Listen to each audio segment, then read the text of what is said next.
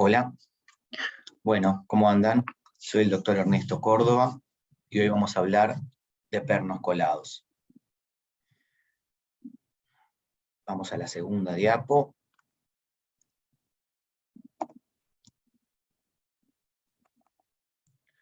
Bueno, muy bien. Definimos anclaje radicular como todo elemento anclado en los conductos radiculares preparados para tal fin, que van a recibir directa o indirectamente los esfuerzos funcionales, transmitiéndolos al mayor volumen tendinario posible y que va a retener o colaborar en la retención de la restauración coronaria.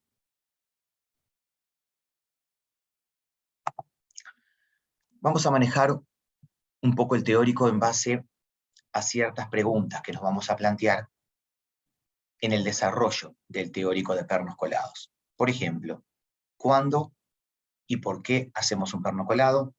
¿Cuál es la aleación indicada para su confección y por qué? Comparación de pernos metálicos con pernos de fibra, manejo clínico del diente endodónticamente tratado, prueba del perno colado en boca y cementado. Los pernos metálicos son llamados universales. ¿Qué quiere decir? Que están indicados en todos los casos, y no está de más recalcar que se indican cuando no hay suficiente remanente coronario que retenga la restauración. Su única función es la de retención de la restauración coronaria. Es muy importante conservar al máximo nuestro remanente coronario, ya que el perno metálico, independientemente de la aleación que usemos, que siempre debe ser noble, va a generar un efecto de cuña perjudicial para la integridad de la raíz, ¿sí? A no ser que logremos un efecto de suncho externo. En su forma, deben poseer elementos antirrotacionales para oponerse a las fuerzas de torsión. Esto es sobre todo aplicable en dientes unirradiculares, en los cuales nosotros alteramos o modificamos la entrada, la forma de la entrada del conducto. Algunos los hacemos triangulares, ¿sí? Otros ovoideos, de manera que no quede circular y de esta manera el perno rote. Este anclaje radicular debe rebasar la cresta ósea para una correcta transmisión de fuerzas. Debe acompañar el perímetro de la raíz, propiedad que no tienen todos los pernos de fibra. El ancho debe ser de 1/3 del conducto, a la vez que debe tener un mínimo espesor para no doblarse ni fracturarse. El perno debe actuar como una estructura pasiva dentro del conducto. El largo adecuado de nuestro anclaje radicular debe dejar siempre de 3 a 5 milímetros de obturación endodóntica. Si nosotros sobrepasamos este límite, pueden existir filtraciones y puede fracasar la obturación endodóntica. O sea que siempre dejamos de 3 a 5 milímetros de obturación. Cuanto más largo sea el perno, más superficie de contacto tiene la raíz y va a tener una mejor distribución de estas fuerzas a lo largo y a lo ancho del conducto.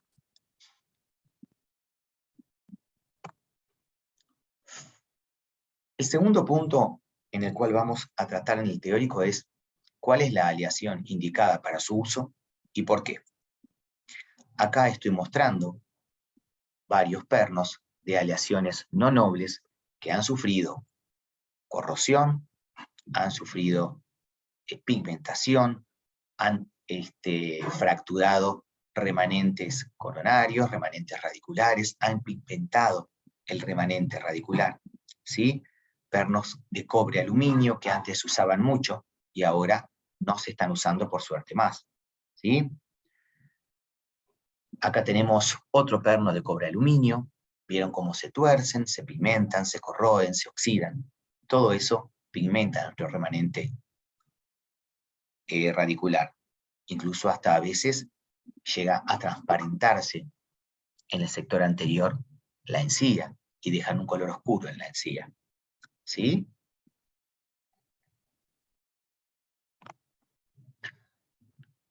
Las aleaciones que se usan dentro de los conductos son las aleaciones nobles, oro y plata paladio. Que sean nobles quiere decir que no forman óxidos estables en medios oxidantes. Estos, dentro de la cavidad bucal, no se oxidan, no se pigmentan y no se corroen.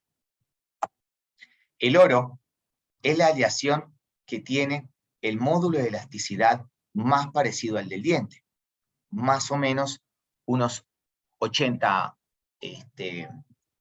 unos 80 gigapascal, ¿sí? En el sector anterior, este tipo de aleación es el de color más amigable comparándola con el resto de las aleaciones. El oro es caro, pero reutilizable si se añade nueva aleación. Nunca podemos, volvemos un poquito para atrás, nunca podemos definir la aleación en base al costo. ¿Sí? Siempre tenemos que tratar de hablar con el paciente y decirle que esta aleación, independientemente que es la mejor, porque tiene un coeficiente, un módulo de elasticidad más parecido al del diente, no es tan parecido como el de los pernos de fibra, evidentemente, es una aleación que va a estar muchos años en boca y no va a teñir nuestro remanente coronario. ¿Sí? Acá, por ejemplo, podemos ver algunos tipos de trabajos en oro. ¿Sí? Pernos en oro, pernos pasantes, en dientes multirradiculares que tienen raíces divergentes, y pernos, acá podemos ver el caso del perno que se le hizo la sección de la raíz, como no tiñe nuestro remanente radicular. ¿Sí? Otra opción, un poco más económica, es el plata paladio. ¿Sí? También es una aleación indicada para usar dentro del conducto, es una aleación brunible, es una aleación blanda, con características similares a las del oro. ¿Sí? No es una aleación tan buena. ¿Sí? Son reutilizables si agregamos un 50% más de aleación. Es una aleación más barata y más liviana que el oro.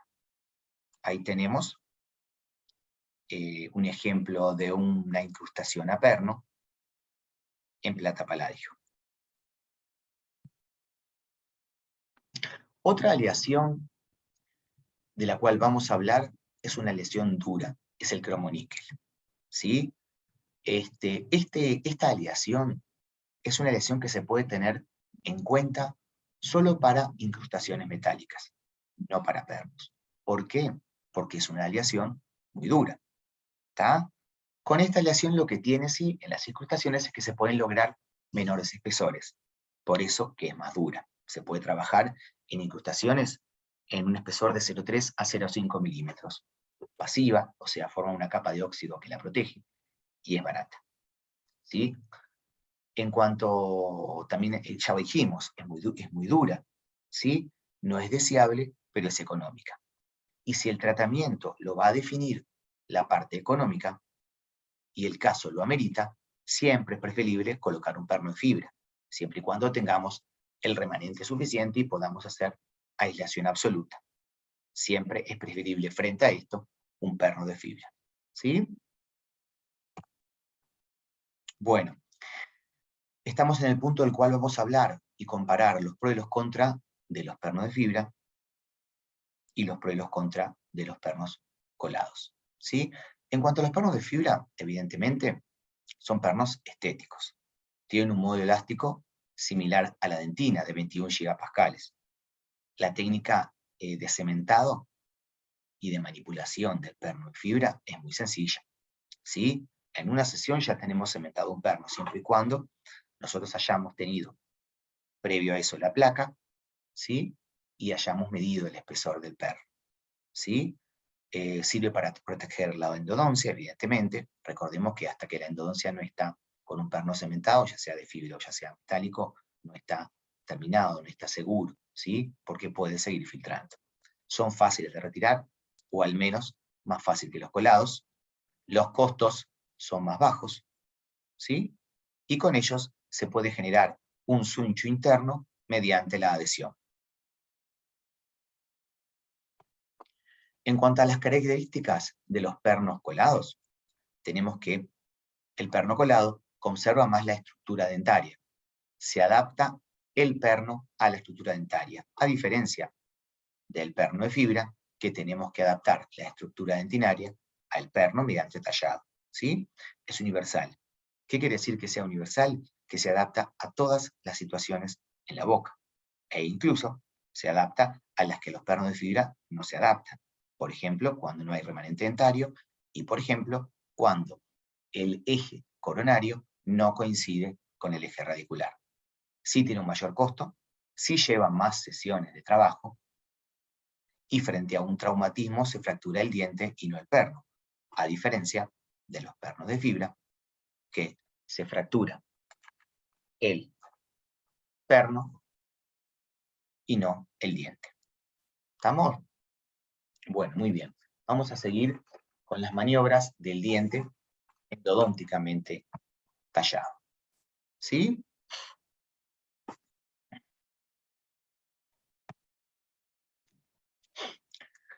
Bueno, lo primero que tenemos que tener es la IFO completa, ¿sí? Y la radiografía de obturación endodóntica. Como pueden ver ahí en la foto, tenemos la RX de la obturación endodóntica, ¿sí? Es una pieza que en este caso es un premolar, ¿sí? Debemos evaluar el ancho de la obturación y definir la fresa largo, ¿sí? Tenemos fresa largo 1, fresa largo 2 y fresa largo 3. Es una fresa que tiene una punta inactiva y va a tallar solo la gutapercha. Y tenemos que tallar solo la gutapercha y nunca desgastar tejido dentario. Como dice acá la escritura, debemos cuidar al máximo nuestro remanente dentario. En las fotos de abajo tenemos varios tipos de fresa para que ustedes aprendan a reconocerlas, ¿sí? Tenemos la fresa para pernos de fibra, tenemos la fresa de Gates, ¿sí? Que sirve sobre todo para eliminar espolones de dentina y para trabajar en el tercio cervical de nuestro conducto, ¿sí? Y tenemos una fresa largo. Las fresas largo son fresas que prácticamente ya no usamos. Perdón, fresa largo no, la Argiser, que son fresas que prácticamente ya no usamos, que son muy gruesas, ¿sí? Y después tenemos diferentes tipos de fresa para tallar conductos y para cementar pernos de fibra, diferentes colores y por ende diferentes espesores, dependiendo del espesor del grosor de nuestro conducto del grosor nuestro, y por ende del grosor de nuestro perno de fibra. ¿Sí? Lo que hacemos siempre es marcar la fresa largo con un marcador, ¿sí? Como ahí vemos, la regla, la fresa y el marcador, siempre dejando, como ya dijimos, que nunca está de más repetir, de 3 a 5 milímetros de obturación endodóntica. Recordar siempre que cuanto más remanente coronario tengamos, menos tallado en largo debemos realizar. En la foto del medio vemos cómo queda la fresa de conducto dentro del conducto con la obturación, perdón, con el sellado apical, ¿sí? Y en la otra foto vemos un ejemplo de cuando, por ejemplo, no tenemos una conductometría, la endo no la hicimos en facultad, el paciente viene con la placa, pero no tenemos los datos, ¿sí? Entonces, ahí lo que hacemos es una simple cuenta de que el largo real de la obturación es igual al largo virtual de la obturación por el largo real del instrumento sobre el largo virtual del instrumento. Si no contamos con la conductometría, ¿sí? Vamos a realizar esta cuenta. A veces también lo que podemos hacer es tallar, por ejemplo, medir y tallar, por ejemplo, 8 o 10 milímetros, sacar una placa y luego ver más o menos cómo podemos tallar. Pero si no, si tenemos la conductometría, medimos la fresa largo. Si no tenemos la conductometría, hacemos esta fórmula, que en general, si las placas están bien sacadas, nos da bien. ¿Sí? Vamos entonces a los movimientos que debemos realizar para el tallado de nuestro conducto, ¿sí? Como podemos ver en la foto, tenemos la marca, el largo que nosotros debemos tallar. Siempre es muy importante tener las referencias, ¿sí? Y que sean las mismas tanto en la fresa como en la lima, en la cual medimos, ¿sí? Para que no nos varíe, no nos pasemos, ¿sí? Debemos realizar movimientos de entrada y salida intermitentes para no generar calor friccional. Debemos tener una visión directa del conducto y controlar que siempre, siempre estemos eliminando gutapercha. Una buena luz, ¿sí? Recuerden siempre que a veces se ve en la clínica que ustedes están trabajando incómodos, ¿sí? O la mesa no los deja moverse, quizá, o de repente la luz, o están en una mala posición. Es muy importante que ustedes estén trabajando cómodos, porque en este momento ustedes están estudiando y están trabajando pocas horas, pero en un momento de su vida van a tener que trabajar muchas horas. Y cuanto mejor y más cómodos trabajen, más tiempo van a ser útiles en esto de la odontología, ¿sí? Siempre, pero siempre cuando estamos con despulpados, contar con instrumentos de endodoncia, ¿sí? Debemos tener un buen punto de apoyo y debemos evitar rotaciones excéntricas. ¿Qué es esto? A veces pasa que nosotros apretamos el pedal y la fresa de conducto dentro de nuestro contraángulo rota para todos lados. Tiene que rotar siempre en el mismo eje, porque si no es imposible saber qué estamos haciendo dentro del conducto. ¿Estamos? Es muy importante, ¿sí?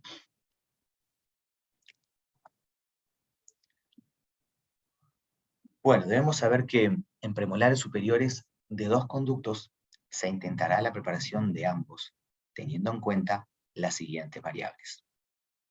Primero, tallar el conducto más divergente en su máxima extensión posible y paralelizar el menos divergente mediante desgastes compensatorios hasta una profundidad que nos permita mantener el remanente sin debilitarlo.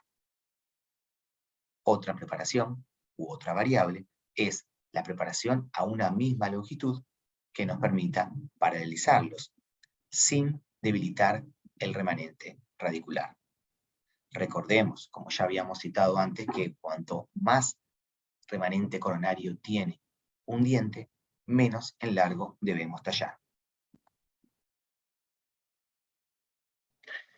En dientes multirradiculares, donde tengamos volumen coronario, abordaremos la raíz más voluminosa con nuestro tallado y dejando de 3 a 5 milímetros de sellado apical e insinuándonos 2 a 3 milímetros en el resto de los conductos, a modo de estabilizar el futuro bloque de anclaje. Bueno, vamos a pasar a una parte muy importante de nuestro teórico, que es la prueba en boca de nuestros pernos colados. Como pueden ver ahí, vemos un perno colado en un troquel y la prueba en boca de nuestro futuro perno colado.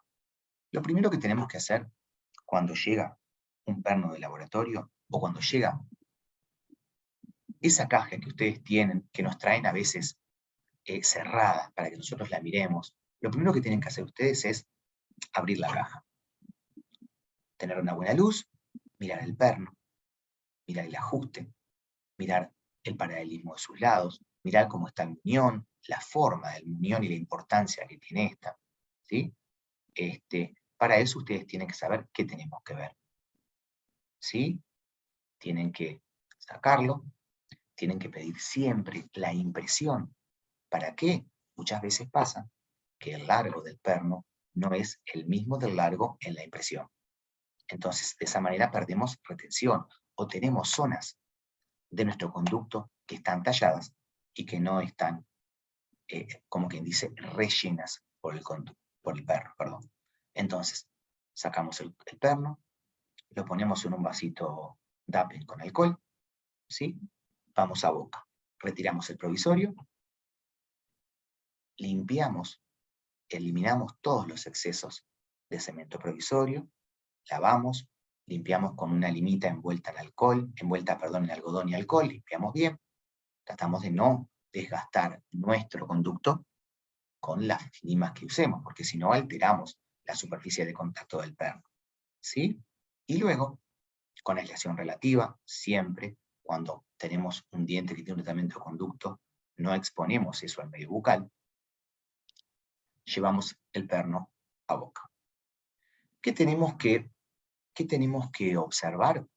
Primero, el ajuste que tiene ese perno, ¿sí? La relación que tiene con nuestro diente. La relación que tiene con los dientes vecinos. La altura que tiene, el paralelismo de las paredes. Si es más, si es menos, recordemos que el muñón tiene determinadas características que un poquito más adelante las vamos a hablar y que van a servir para el apoyo y para la retención de nuestra corona. ¿Sí? Entonces, lo que hacemos ahí es ver el paralelismo, ver el largo, ver el ajuste, ver la relación de altura con los dientes vecinos. ¿Sí? Si nosotros tenemos que hacer retoques en este perno, siempre tiene que ser antes de ser cementado, porque si no generamos vibraciones y este perno se puede cementar. ¿Sí?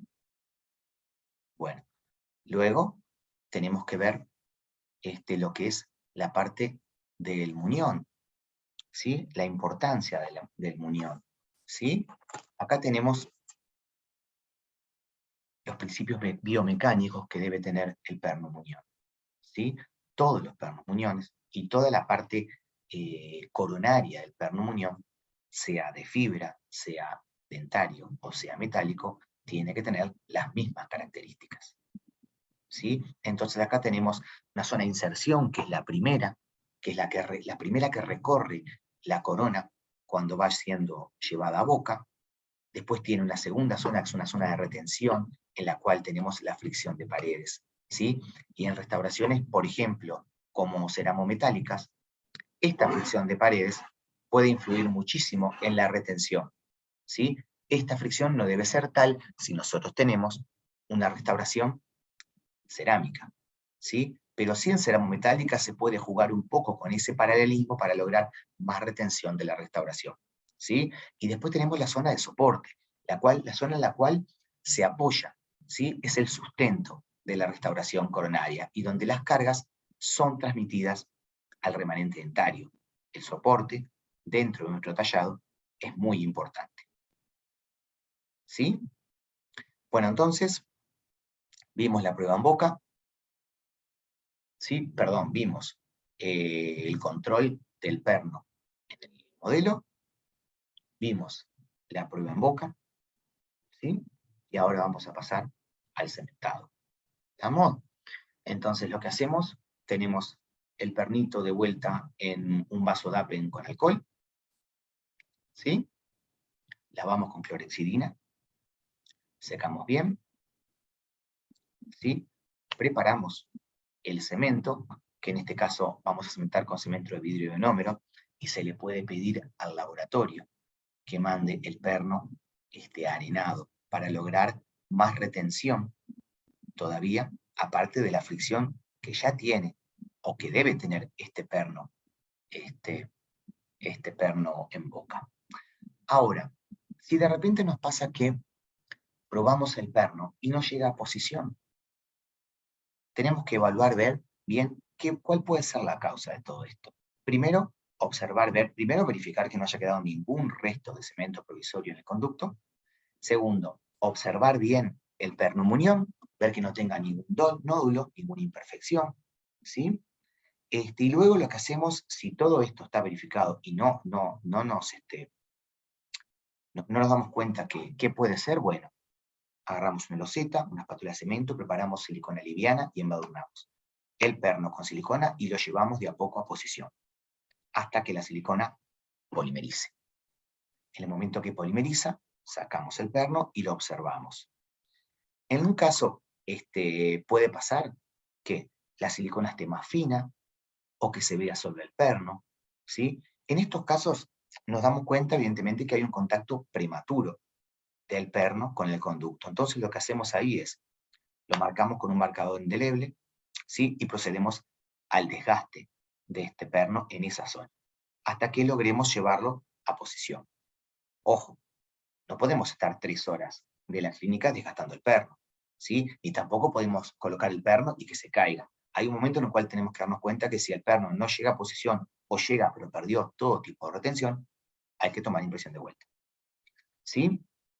Entonces, si hacemos eso y vemos que está todo bien, y lo llevamos a posición, y está bien, ajusta, y tiene todas las características de las cuales hablamos, preparamos el cemento del videoionómero, ¿sí? Controlamos previo a eso que el lentulo, siempre los pernos los cementamos con lentulo, ¿sí? Entonces, y que corroboramos que el lentulo empuje el ionómero hacia adelante, o sea, que lleve el ionómero hacia adentro del conducto, ¿sí?